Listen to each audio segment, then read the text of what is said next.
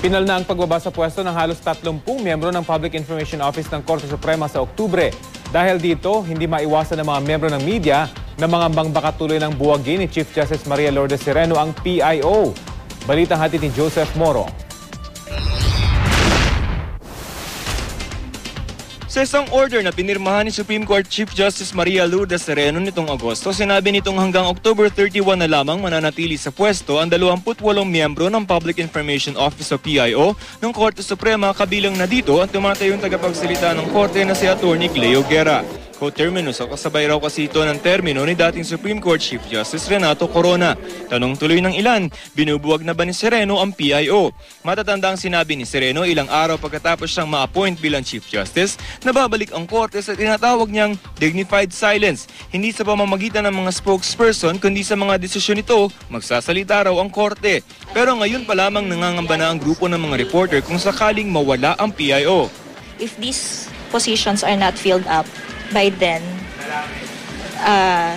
the PIO would practically be a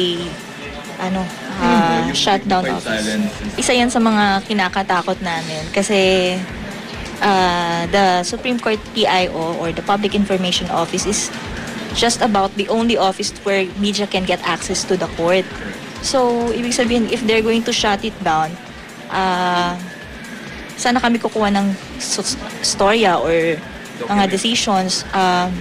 Kasi ang nangyayari ngayon parang there's no spokesperson for the court. The media is left to fend for itself. 1998 sa termino ni Nooy Supreme Court Chief Justice Hilario Davide, tinatag ang Supreme Court Public Information Office. Ito raw ay ginawa para ilapit sa tao ang korte. Para sa mga reporter na nagko-cover ng Korte Suprema, may practical na pangangailangan para sa tagapagsalita nito.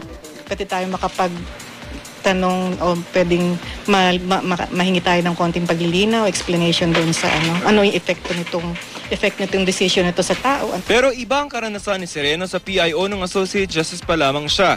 Nagkabangga sila ni Nooy Supreme Court spokesperson Maidas Marquez sa desisyon ng korte na pinapayagang makaalis ng bansa si dating Pangulong Gloria Arroyo. Sa kanyang dissenting opinion, sinabihan ni Sereno si Marquez na wala itong karapatan na mag-interpret ng mga desisyon ng Korte Suprema.